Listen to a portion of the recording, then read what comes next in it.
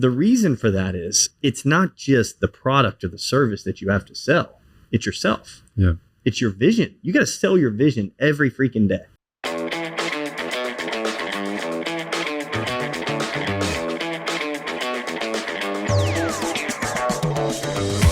Hello there, it's me, Steve Mellor, and welcome in to Growth Ready, the podcast that allows high performers to reveal the reality behind what it means to ready yourself for growth, the personal and professional challenges along the growth journey, while also allowing the high performance executive coach in me to satisfy his curiosity toward what drives optimal performance. On this episode, we welcome in founder and CEO of Pearce Bespoke, Nathan Pearce. And having built a high-growing men's tailoring company where the focus is very much on looking good to feel good, Nathan's story and mindset highlights the need for us to roll up our sleeves daily so as to better identify who we are not, and ready ourselves to outwork those around us, all in pursuit of growth. Okay, well, I am really excited to be doing this in person with Nathan Pearce and having the opportunity to get to know the story that is Pearce Bespoke. And one thing that I've been so fortunate to do this year with the podcast is more of this in person, bringing some sort of a highlight to Baton Rouge. We've had the luxury on this show for now almost 300 episodes to talk to people from around the world. And it's beautiful for me to come right back home. Here I am in Baton Rouge and just say, hey, what is it we have going on here that is growth oriented? What can we learn from this city? And who better to do it with than some of our local entrepreneurs, CEOs? So, Nathan, before we go any further, I need you to answer the question that I have everybody else answer as we get started here. What does it mean to you to be growth ready? Growth ready to me means seeing yourself out in the future. So every single day, and this is going to sound crazy, but at some point in my day, I time block just vision time. It's time for me to be able to allocate my energy into nothing other than where do I want to be in the next 1 year, 3 year, 5 year, 10 year. Mm-hmm. It's already pre-mapped out. So we run on EOS. And it's a few minutes a day for me to just look at it, remind myself, where are we going and why? So growth ready for me means taking myself out of the day and putting myself into the future of what does the future of this organization at Pearce Bespoke look like? Mm-hmm. What team members is it? What resources do we have? Where are we? How many offices? How many locations franchise-wise do we have? So growth ready means not getting sucked into the day-to-day every day. Mm-hmm. It means looking down the road at all times. And I think that's just part of being the visionary is you've got to get buy-in from your team if you're going to lead them.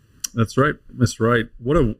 What a great place to start, because here we are in person and you're immediately shifting the focus into a time much further on in the future. And what I love about that is that you starting out here in the future and how you respond to that question, what I would love for you to maybe help our listeners do is, where did that work start when it came to just simply getting more comfortable about setting your future, setting that idea, that goal that to so many listening to this right now will be like, Nathan, that's the scary part right there. I don't want to, like, you're telling me about growth, ambition, and all this. Like, it's exciting, don't get me wrong, but man, it's scary. So how did you go through that process of simply finding comfort and maybe finding clarity in what the future could even possibly look like?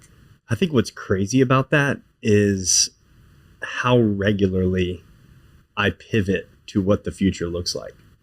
It's not necessarily locking in stone where this company is headed.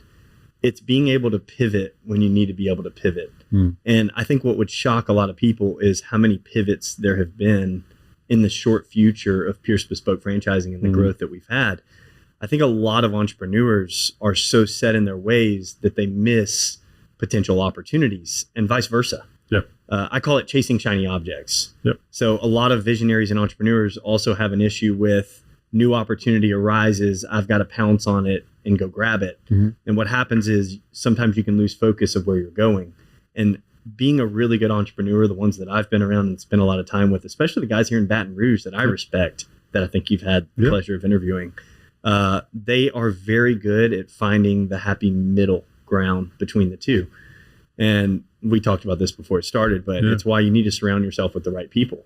You always need to be learning, reading. I try to start a new book the second that we put one down and try to evolve as much as I can. But, you know, I'm obviously far from perfect. And I do think trusting my gut is a big part of it. Yeah. You know, knowing when to do a slight pivot has been lots of businesses that I've started over the years, lots of employees that I've had the pleasure of managing throughout the years. And I think you've got to have both. You've got to be able to know when to do a pivot when it's not working and then go full speed ahead. And you've got to be able to get the buy-in from the team around you to go, hey guys, this is where we're going now. And I think that's what leadership's all about. Something that immediately speaks to me in that response is that the trusting in the gut. Like, we hear this term all the time, and it's like, what is that feeling like? How can you just trust your gut? But then you surrounded that insight with a couple of just acknowledgments of, you know, I've learned some lessons here from trying this idea. I've worked with different people and they've challenged me in this different way. Talk to us a little bit about how one forms this trust that you speak of when it comes to trusting your gut. Yeah, experiences. So a lot of it for me, unfortunately, is learning the hard way. I'm one of those hard-headed guys that if I could just learn what people around me have said not to do, my life would have been so much easier. But no stories though. Exactly. No stories to show for it. And I don't think you learn from winning. You might learn a little, but that's not where the learning and the gut instinct and the trust comes from. I think it's from the losses. And what I've gotten really good at, I know what I suck at and I know what I'm good at. What I've gotten really good at is being able to take the losses on the chin and not letting it bother me. Instead, it's how can I learn from this? How can I get better? How can I not make the same mistake twice? And unfortunately, and I try to teach all of my franchisees this across the country and my sales reps, we have hundreds now across the country. And I do a daily coaching call with them right now in a new project that we've just recently launched. And one of the things I try to teach them is it's okay to lose. It's okay to fail a little bit. Just don't do it twice. Learn from it, because you're going to learn more from that than you ever will the monster sale or the monster account that you book or the big B2B partnership that you set up. You've got to be able to learn from those losses and not let them bother you. Not lose sleep over them. Right? Just learn from it.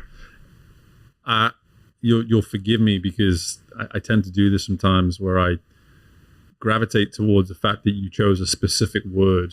And so often I'll hear people share the sentiment that you just shared around using the term failure. Like, it's okay to fail. It's okay to fail. You went with the word loss. And I'm just really interested by that, because the truth is, in terms of human behavior, we are very much, we don't want to experience loss. We actually will do nothing in order to not then suffer loss. We prefer to be still, commit to nothing, and therefore we obviously can't win, but we're at least avoiding loss in that process as well. And so what I love about you using that word loss, because almost 95% of our guests will always use the term fail. They'll lead with this term fail. And here you are now having these coaching calls on a daily basis, talking to your franchisees, talking to your salespeople, and just saying it's okay to lose as long as you don't do it twice in a row. And I think that is a part of the failure discussion, the loss discussion, that we also don't discuss enough. It's like, some people will put it like, just keep failing, man. It's great to fail. Like, you learn so much. And it's like, okay, but at some point you got to win.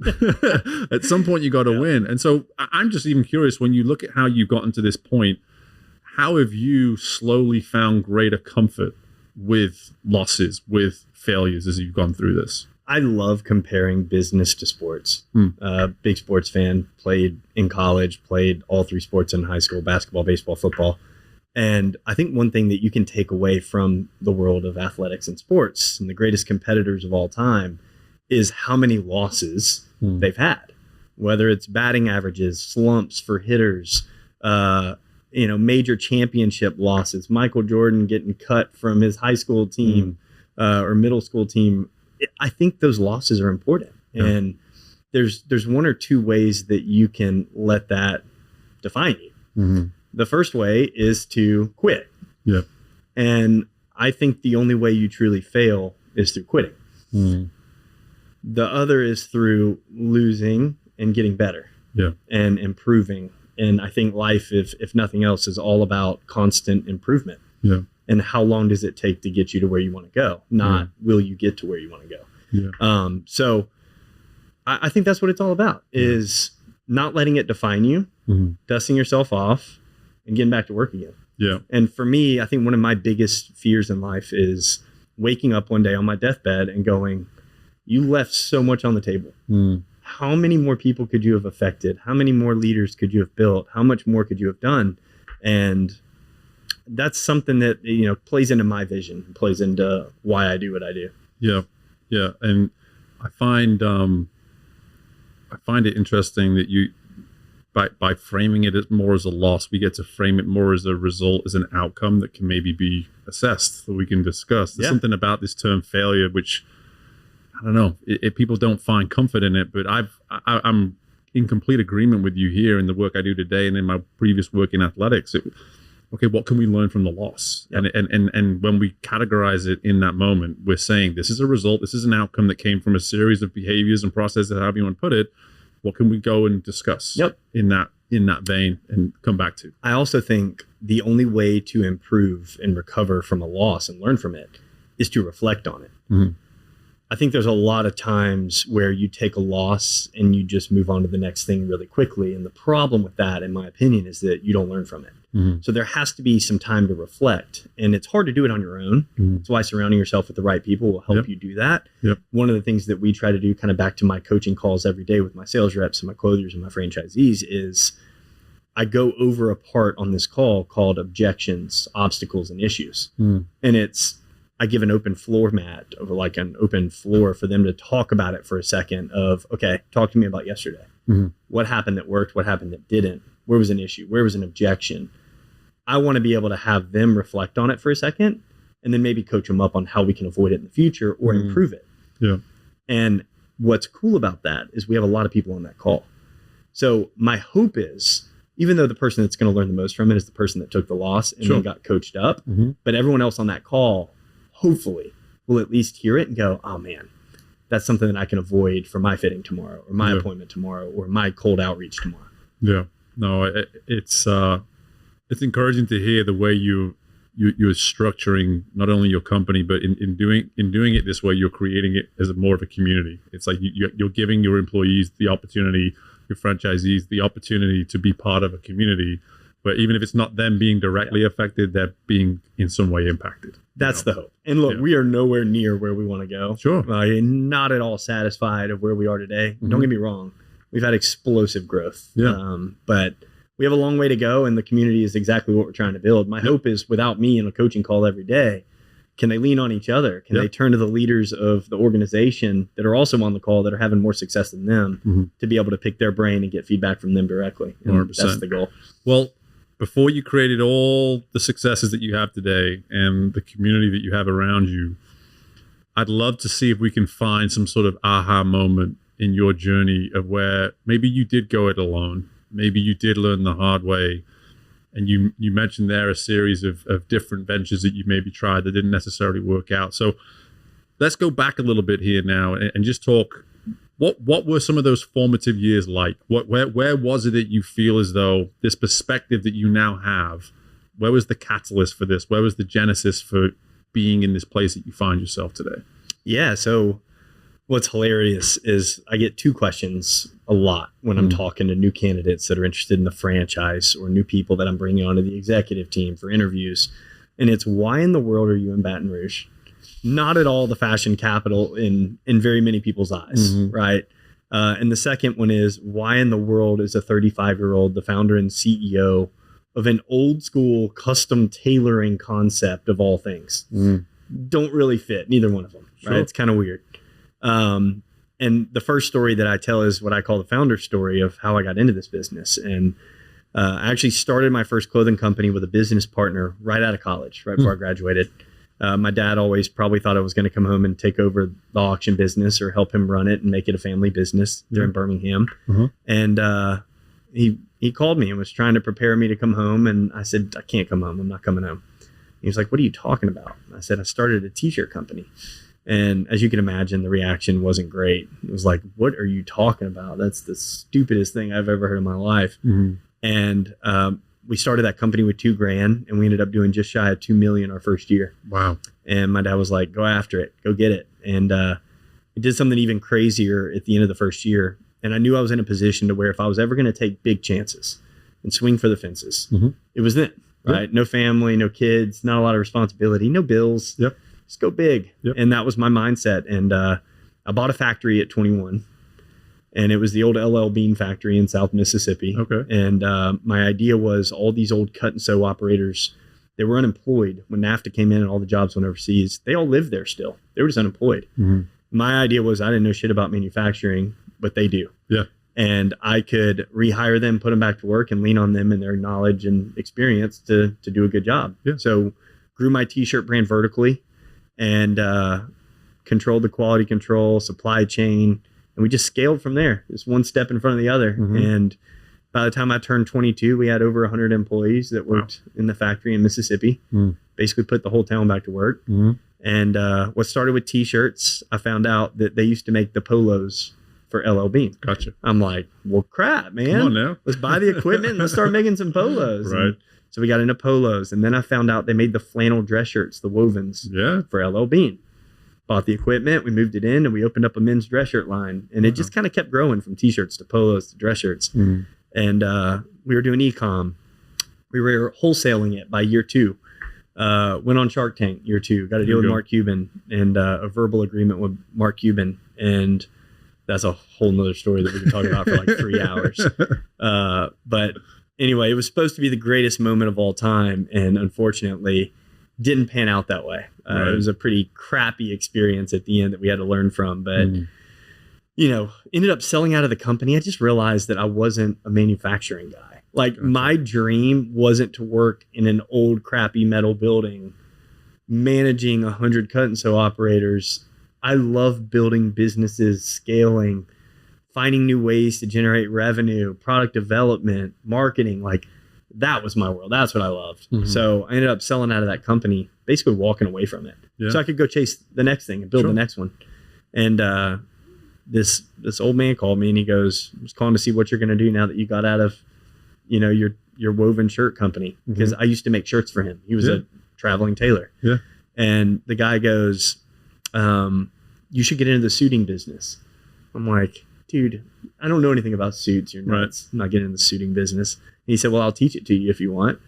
And I ended up spending 3 months on the road with this old man, traveling tailor from New York. And he was like 80. And every day we'd go to appointments, attorneys, bankers, realtors, politicians, pro athletes.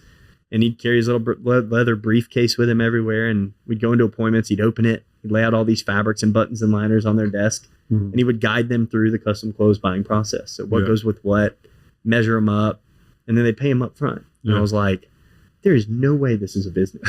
There's no way. There's no inventory, no retail store, no overhead, big margins. Like he just had it down. On paper, it was the perfect model. I remember thinking I could do something with this and it's cool and fun and I can scale this. So met my now wife who went to LSU. We now have 2 little girls together. And when I got back from that trip, I said, I'm getting in the suiting business. And the joke became, if I could sling suits in the swamps of Louisiana, anybody could sell suits anywhere and I could teach them how to do it. And that was how I got started. Man, I love it. And we have, there's going to be some funny connections here too. But before we go there, for me, what I'm hearing in that story is it's not about figuring out direction and figuring out who you are. It's being willing to go figure out who you're not. Oh, 100%. And like that is so powerful, man. Like to be able to just say, because it's so hard, like entrepreneurship on the surface. You know, we've had a lot of entrepreneurs on this show, specifically in the last couple of years since I really have dove into entrepreneurship myself. And the one thing that we always end up hitting at some point is just like, listen, on the surface, entrepreneurship looks amazing. I get my own schedule, I get this and then all this kind of thing. It's just like, wow, that sounds awesome. Did you know that all of that, to get to that point, requires so much work, so much discovery, so much sacrifice, all these different things. And for you to be able to have, and for me, just listening to it based on just life moments and the age that you were, I'm sure it sucked at the time, but what a luxury that was to get that lesson at that age. So I tell this all the time. One of the craziest things about being in the manufacturing business in your 20s is, in the world of manufacturing, it literally teaches you not to sweat the small stuff. And the reason for that is, one thing goes wrong when you own a factory, everyone behind it gets delayed. Everyone, right? Everything's queued up. Yep. And I outsold the capacity 5 years in advance. We'd already hired everybody. Right. So when we had a machine breakdown, when we had the thread not get ordered on accident, when we had a storm roll through and power goes out, it wasn't one problem. Yep. It was everything was a problem. Yep. And everyone got a phone call from me going, hey, sorry, you're going to be 6 weeks late on your order. And then I get chewed out for an hour because how dare I, right? Yeah. Like, that's manufacturing. Yeah. And there's every day a million problems, every day. And it causes a ripple effect through everything that you do. So in my 20s, as bad as it sucked, I learned not to sweat little things, not to sweat the small stuff. Yeah. And what a luxury in your 20s to be able to learn that lesson. And now I take things in stride when bad news comes way more than I did early on. Yeah. I think, there's a lot of people listening to this who have long outlived their 20s now, and they're hearing this and like, oh man, I missed my opportunity. It's like, well, no, I hope you don't hear that. I hope you hear what you're getting to there around this not sweating the small stuff, because for me, at least in my world of executive coaching, like, the majority of my sessions begin with a really small thing that an executive's bringing in, that they've turned the whole mountain to molehill thing. They've brought in a molehill and they're making it out to be a mountain, and we have to talk through the fact that maybe it isn't, and that, or maybe this little small thing is actually just a representation of something much larger that everybody's ignoring right now. And so just to be able to acknowledge the importance of not sweating the small stuff, and to find that ability just to say, you know what, something that's happening right now, it's happening because it needed to happen. It's an opportunity for me to have a loss that allows me to learn from it at the same time. But from what I'm hearing as well, man, is like the sheer comfort that you've been able to create around this notion of when these things happen, they happen, we learn and we move on. Now to bring it into the present more, how easy has this been for you in this leadership role to get others to buy into that same philosophy and find that same level of comfort? There's nothing easy about leadership. Like, if you want to be a leader because you think it's fun and exciting, if you're listening, don't get into leadership. There's nothing easy about it. Now, is it fulfilling? 100%. There's a lot of things that I take away from being a leader that drives me, that motivates me. It's not easy. There's nothing easy about it. But in terms of selling vision, in terms of getting people to learn not to sweat the small stuff, unfortunately, a lot of even the leaders on my leadership team didn't go through the same experiences I did, where they learned that early on. Some of them are still learning it. And it's a day-by-day thing. I think you can't look too far down the road on lessons. You need to take them in stride as they come. And like I said earlier, reflect on them. I have leaders on my team right now that are learning it as we go, because they didn't start a factory in their 20s and get slapped around. But it's taken a second to go, hey, this isn't that big of a deal, right? Pick it up, move on. I had a clothier this week that, by the way, I own Baton Rouge, which is our headquarters. I own this location. And then I own Lafayette as well. And I'm in the middle of building additional franchise locations myself. And I do that for several reasons. One, it allows me to keep my ear to the ground of what's the customer feedback and interaction, what's training like for clothiers, and are they learning what they need to learn? Where are the gaps? How's the technology that we implement? And I tell you that to tell you, I literally just had a new clothier who's killing it. She's awesome. She just put 3 weeks worth of orders in and accidentally typed in the wrong measurement. they're all remakes, right? They're a very expensive lesson. And it's not me going to her and going, why did you do this? How did you screw this up? You're fired. It's, don't worry about it. I think you feel guilty enough. We don't need to talk about it. You know what happened. It was an accident. There's enough guilt. But I think part of being a leader is going, don't worry about it. You know, it's, you know what happened. Let's move on. Let's go figure it out. And I think that's just a small lesson in there's a time and place. And she had plenty of reflection on how it went down. She was probably extremely nervous to tell me because she had a pit in her stomach. But, you know, not everything is the end of the world. No. It's not that big of a deal. No. Let's just not let it happen again and let's move on. Right. And that's, and you said it so well earlier. It's like, let's experience the one loss. When it becomes repetitive, that's when we really have a the problem. conversation changes significantly. But to your point, human emotion is whether we ever want to acknowledge it or not. And I'm a parent too. And so for me, it's like, you always want to scream at your child when they do something wrong. But there's actually a world, if you just stop for a moment and look at them, you can actually see they're already, they're figuring that they've done something wrong. You know, you can see the difference between, hey, this is a small thing, to I know I've really screwed up and now daddy's found me in the act. And you step into that for a moment and you go, I could scream right now. I could discipline right now. But I think they've figured it out on their own. I think they know that. Well, and my hope with that story, and the reason I even tell it, is that the lesson isn't even in it for her. I hope the lesson is in it for my leadership team.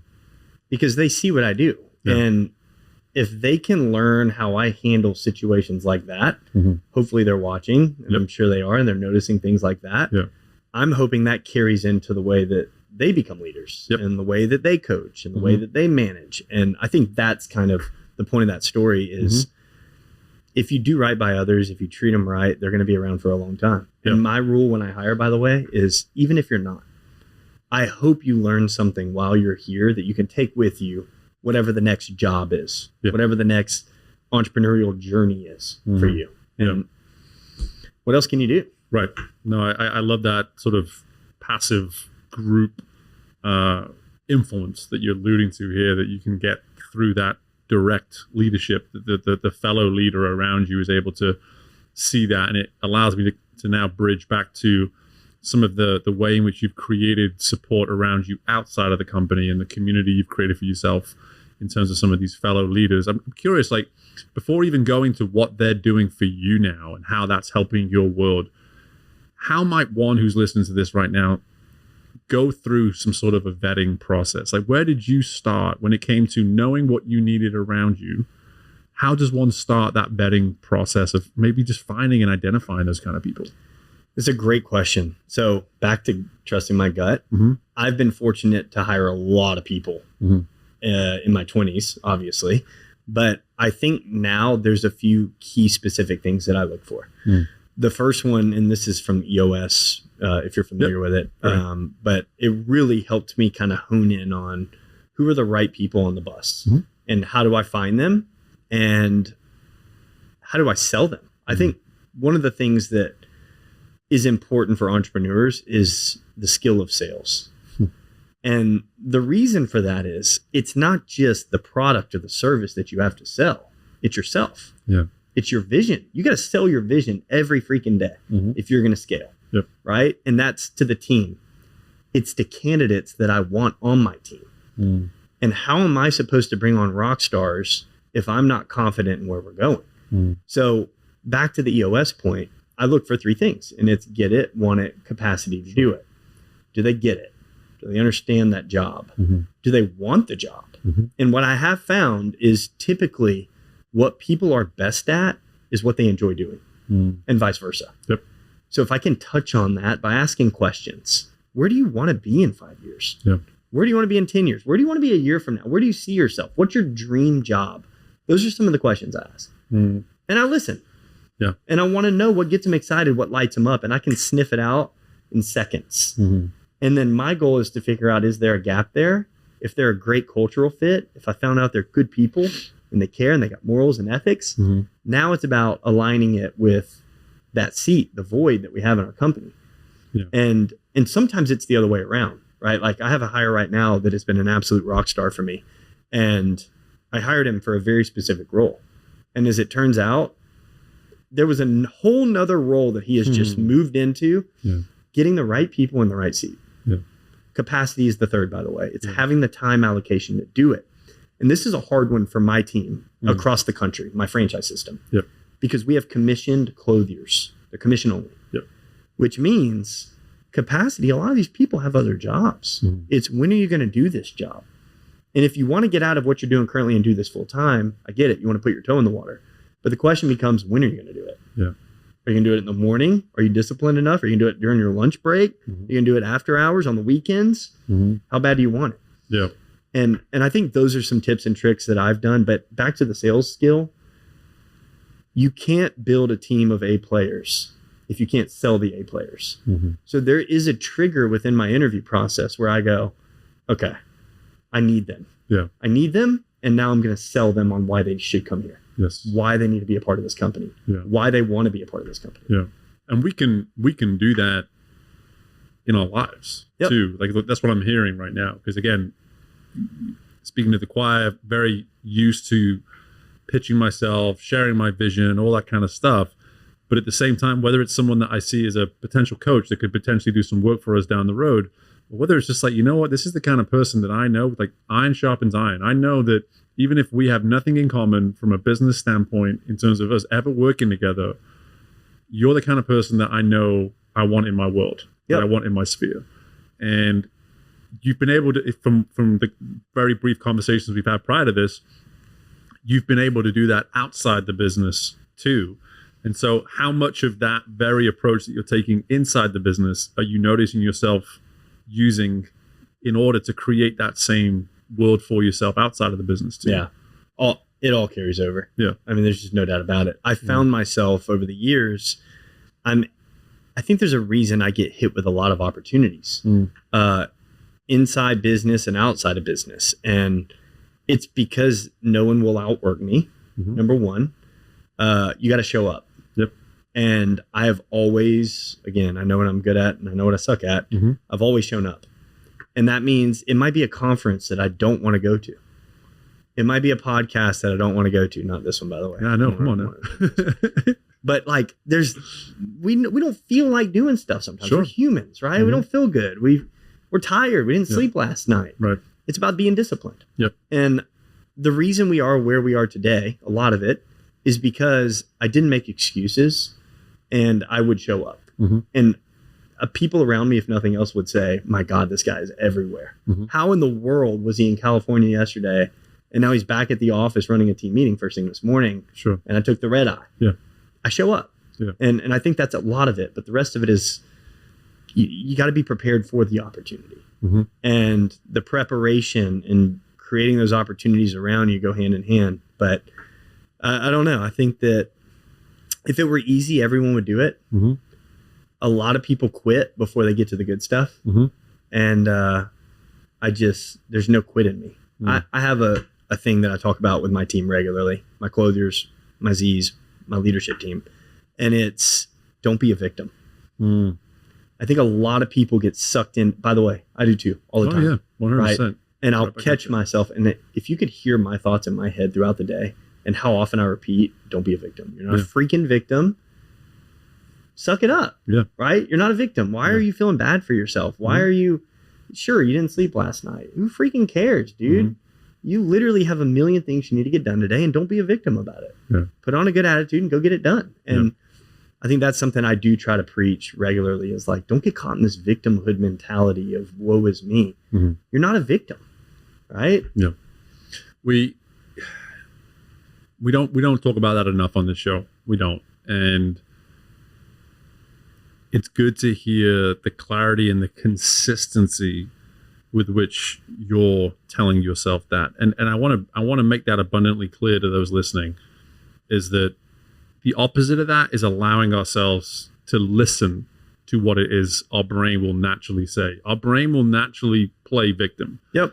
But we have to train the voice to tell our brain not to be victim. And that's the dance that we play all day. We can listen to the thoughts and typically they're very victim based, or we can talk to the thoughts and we can actually start to own it a little bit more and say, I'm hearing a victim right now. Don't be the victim. Don't be the victim. We like to be comfortable. Sure. right? Who doesn't want air conditioning and not having to lift weights and food tastes great in Louisiana, right? Yeah. Like how nice is it to be able to eat fried food? And but we want to be comfortable as human beings, and that's not where you grow. No, the growth comes from discomfort. Yes. And if you can constantly be uncomfortable, that's a sign of growth. Yeah.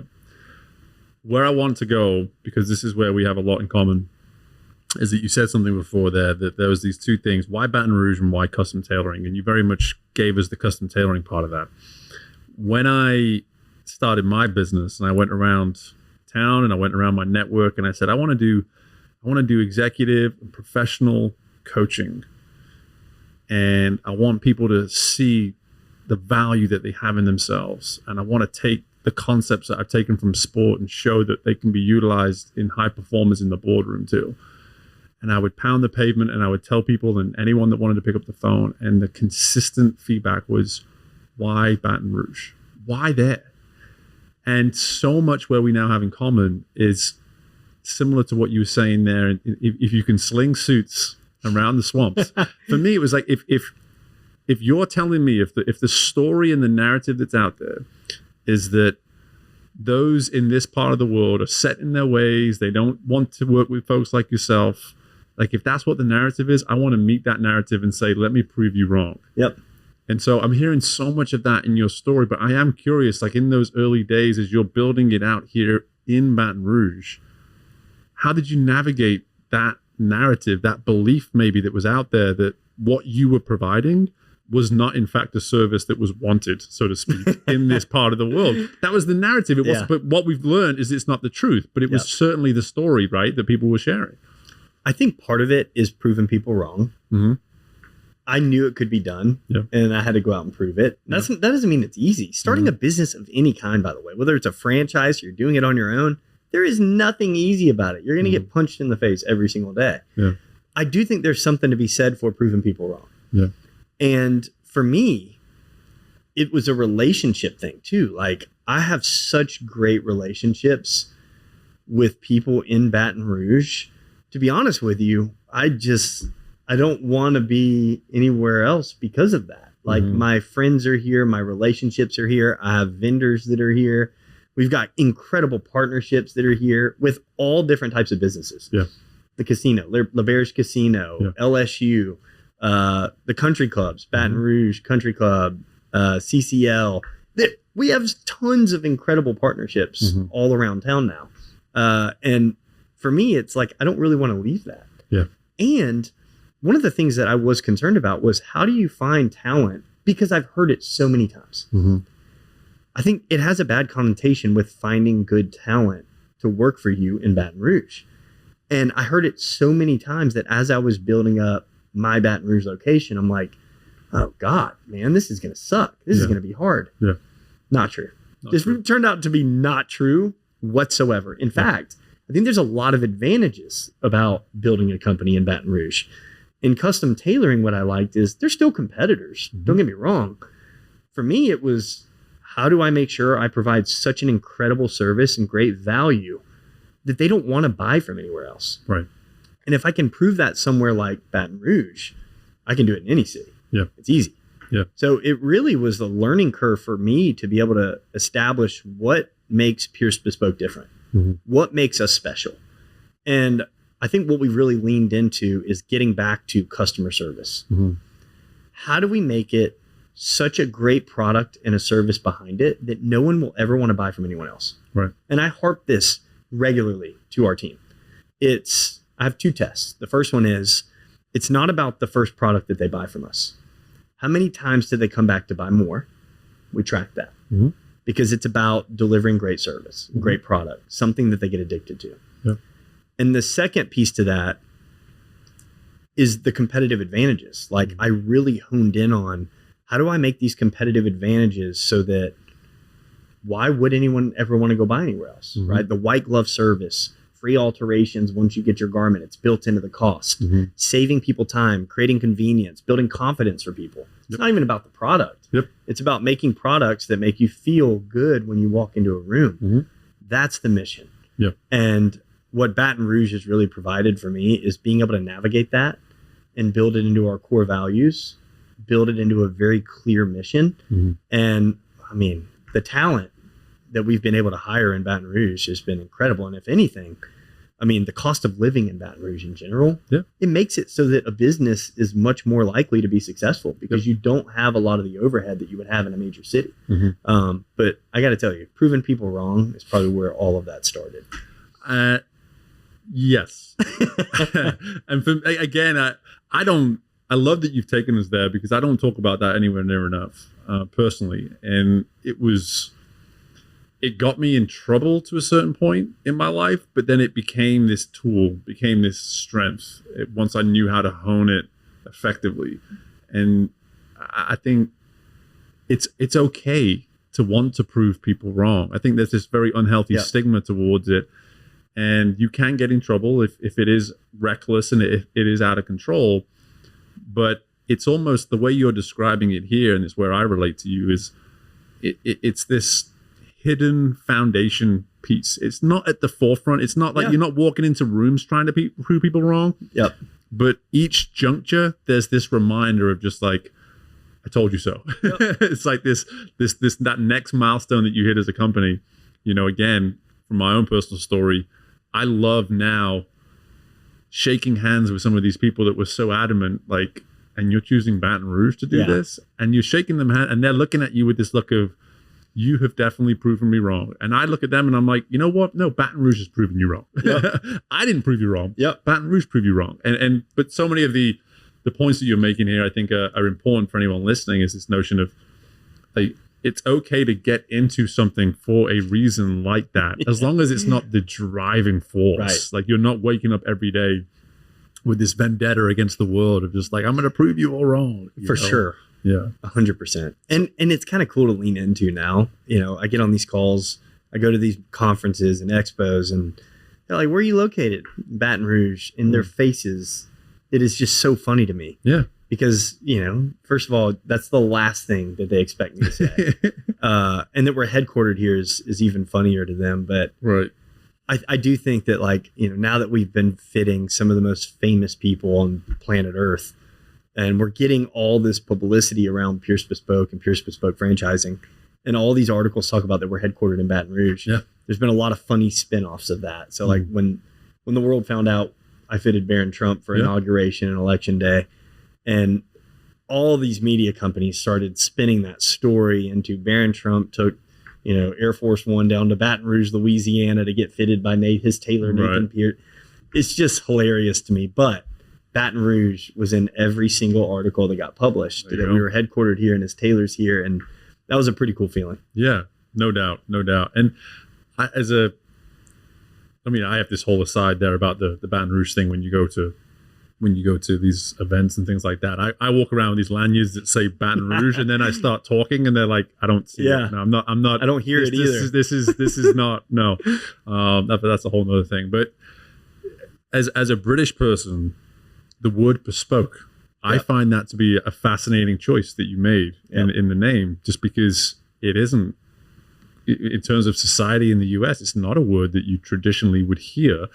You talked about the competitive advantage of what you're trying to do as a company. How much did the name play a part in distinguishing yourself, I guess? A good bit. So for those who don't know, who are listening, bespoke means one-off, made one at a time, or custom, bespoken for.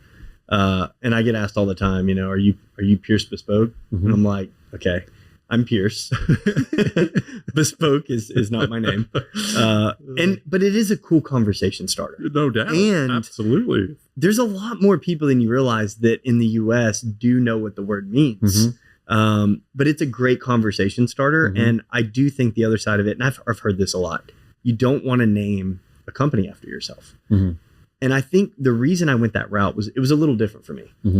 I knew that if I were going to scale this business, and we were eventually going to have tens of thousands of clothiers around the country and hopefully thousands of franchise owners around the world, that one thing was going to keep me grounded. And it was going to be making sure that if we were going to deliver a product with my name on it, that it meant something.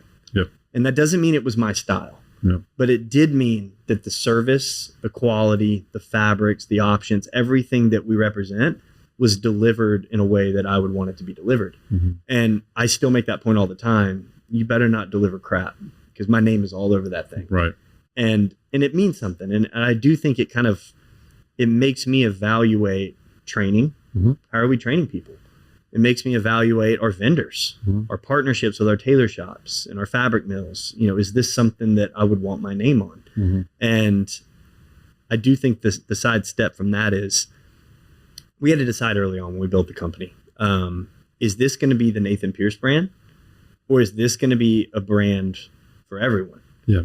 And there's a very distinct difference between the two. The Nathan Pearce brand would have extremely wide old school lapels, tailored pants with pleats and cuffs, and bringing back this old school 1940s and 50s style details, right? That's not for everybody. No.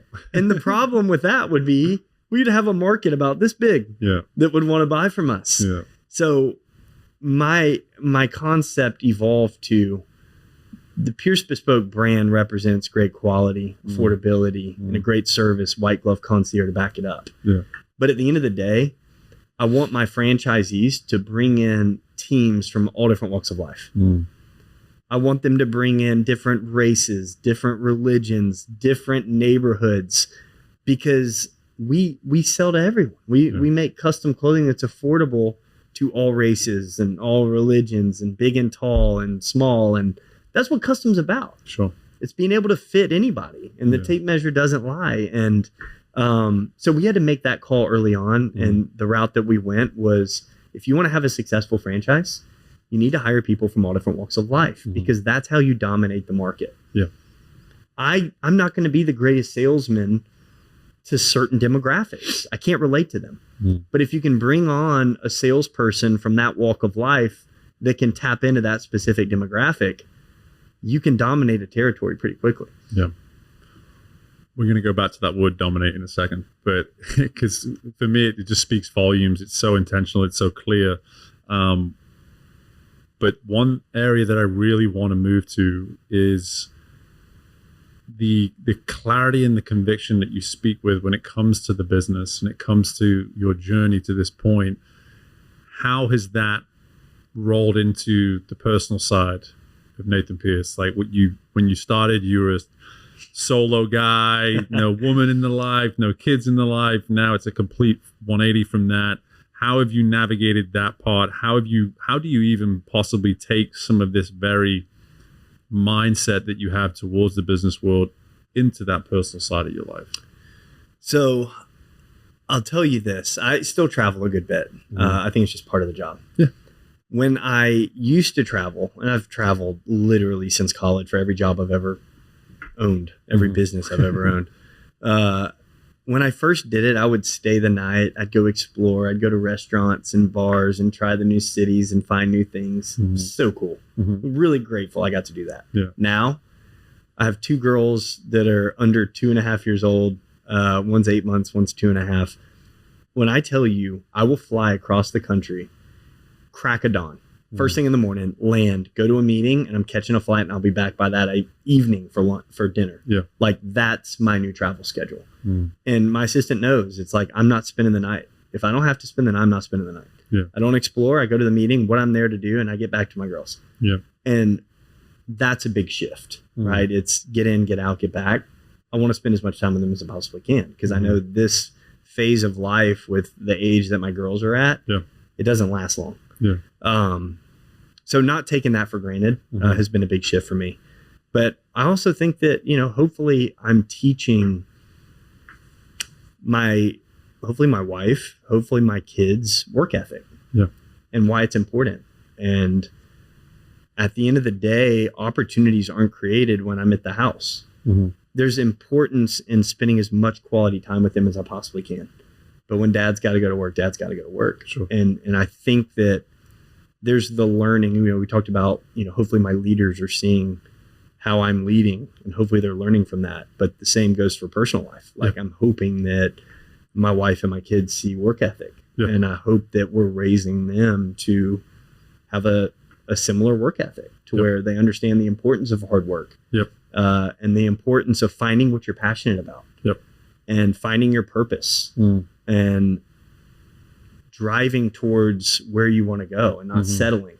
But hopefully that answers it. Well, it 100% answers the question, but the insight there, man, it's so clear, is that the comfort that you have with taking those principles that are working in the business world and bringing them into the household. And I think there's that assumption out there that, you know, leave work at the office. And I think when we put it that way, we're actually almost encouraging like a version of ourselves to stay out of the house too. And I'm hearing a lot of comfort that you have with being consistent across all aspects of your life, and to say, hey, you know what, there's a workhorse here that my girls deserve to meet and be around. I'm sure there's silly daddy, I'm sure there's playful daddy, all this kind of stuff, all those different things. However, the world that we've created and are creating for them, that's come from a version of me that why should I prevent them from seeing who that person is, right? Yeah. I think the other side of that too is you don't want to hide it. You want them to see it. And for the listeners that haven't been married or found your spouse yet, you hear this time and time again if you read a lot and you listen to these entrepreneurial podcasts. The single most important decision you'll ever make in your entire life is your spouse, who you choose to marry and build a life with. And I'm so lucky and fortunate to have a wife that supports my work, my travel, my entrepreneurial drive. And with that comes a burden and a lot of responsibility, right? Like, it also means that my phone is ringing while I'm home, while I'm on vacation. I'm doing founder calls and deep dives and coaching calls, and the work doesn't necessarily stop. It's important to unplug. But all the biggest fires in the entire organization flow straight up to the top. And a lot of times that means they need me. They need me as soon as they call. I have a wife that gets that. And in order for you to be able to build something major, build something big, you've got to be willing to put in the work to do it. And I'm very fortunate that I have a wife that supports it, understands it. I think the other part to that too is she knows I wouldn't be complete without it. It would hold me back, and there would be a piece of me missing. Like, this is what I love. And that, I'm so glad you even wrapped that point up with that sentiment, is whether it be a spouse, whether it be the kind of people that you keep around you, your closest friends, family, whatever it may be. I think being able to support your decision making based upon a clear passion makes it so much easier for them to then understand the commitment, and to go back now to this word of dominate, to have a dominating mindset towards the work that you're doing. People need to understand why, right? I mean, there's no to have that kind of approach in what you're doing, to try to dominate the market. That's a very that's a difficult set of behaviors for someone to understand watching from the outside in, if they don't understand why, if they don't understand why it matters to you. So I want to ask you that as we start to wrap up. Why do you feel the need to dominate the market as you speak to? Because I think that sentiment is going to be, I'm just interested to hear, why are you so adamant about that? I think the first component to this question is legacy. And it's not with my name being on the label and the brand and all that. I think legacy meaning I want to build something that makes a difference. So one of the things that we haven't talked about is I have a charity campaign that we've kind of been building and getting momentum with, called For Good Measure. Awesome. And what we've really done with it is we want to set out to prove that custom clothing makes a difference. And it can change people's lives. So the whole charity campaign is built around, and I'm going to kind of use this platform as a good opportunity for any listeners to be able to nominate people that they know that would be great candidates for this. But the concept of it, For Good Measure, is people can nominate people that deserve to catch a break. Some people just deserve to catch a break in life. And it might be someone that's been fired and they need to go back into job interviews. And it might be someone that just came back from the military tour and they need to get acclimated and do job interviews. It might be the homeless guy that's dying to get back into the workforce. It might be the single dad. It might be the teacher that can't afford it.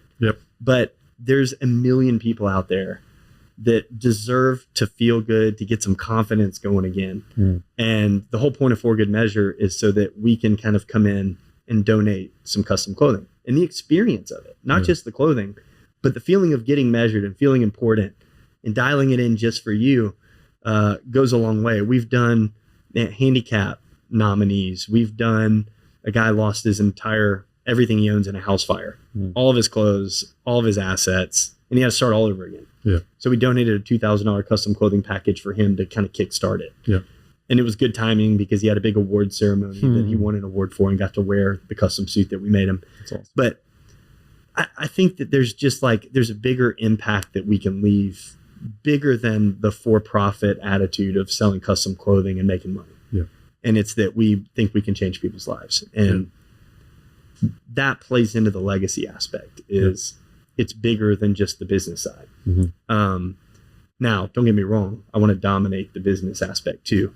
But my dream would be to have all of our franchise locations and sales reps, clothiers, managers participating in For Good Measure in all of their own individual communities and being able to leave an impact on all their communities as well. That's a big drive for me right now. But in terms of business, it goes back to my kids, my family, being able to leave a legacy behind of whether they want to be a part of this business or not, completely irrelevant. But I think we're building something here that's going to last a really, really long time. And my goal is to make sure we have the right people in place to do it.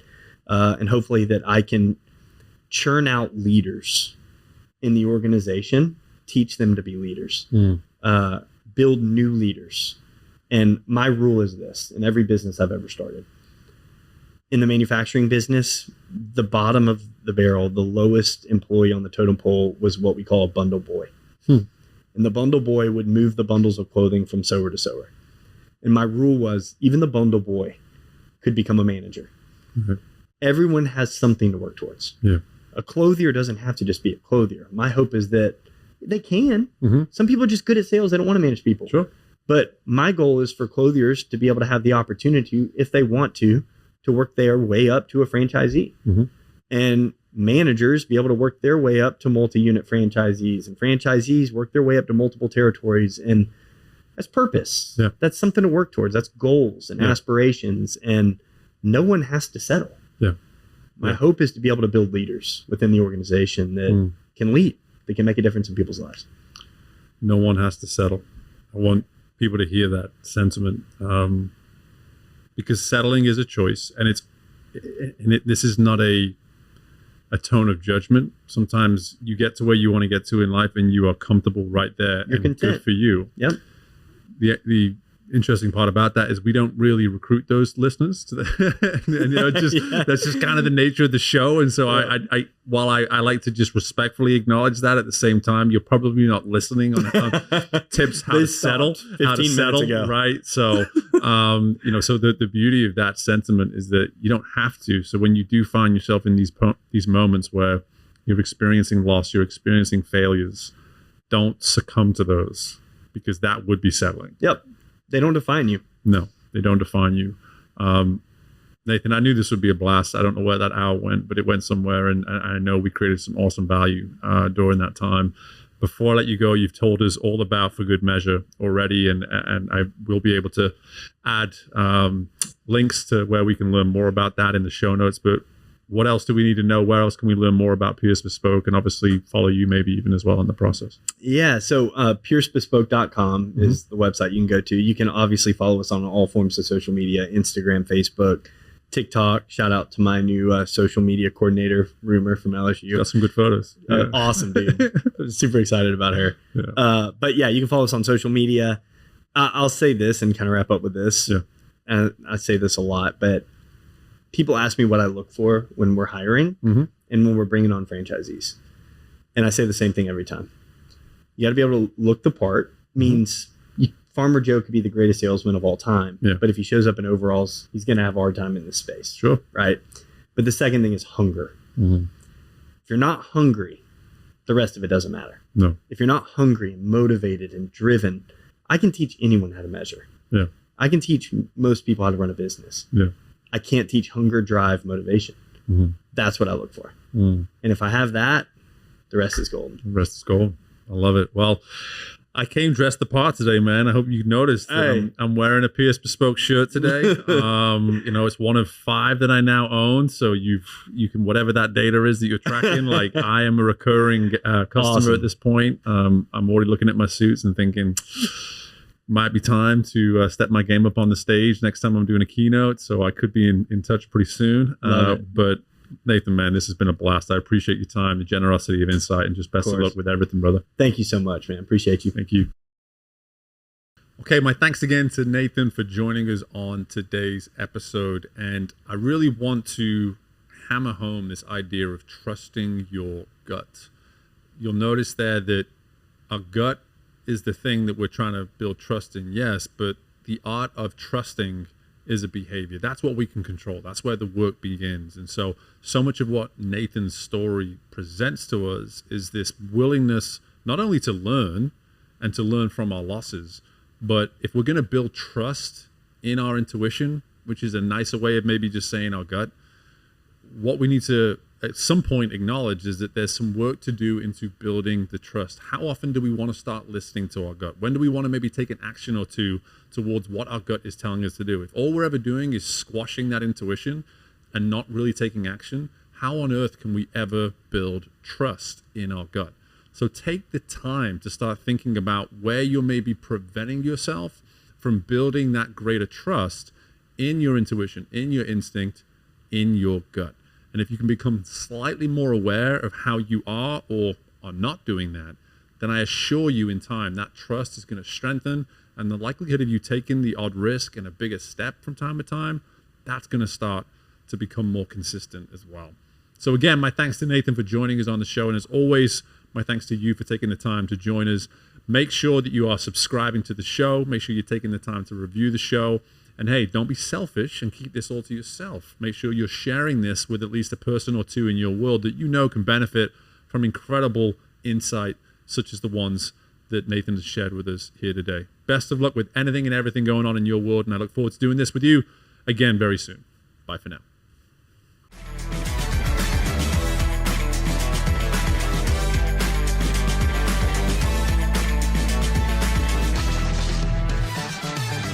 Thank you for tuning in to Growth Ready. If you liked what you heard and are feeling ready to grow, be sure to leave a 5-star rating, subscribe to the show, and share the episode with someone you know is ready to fuel their growth journey today. We love our community, so don't hesitate to reach out to us at podcast@growthready.com. And until next time, we are Growth Ready, and you will be too.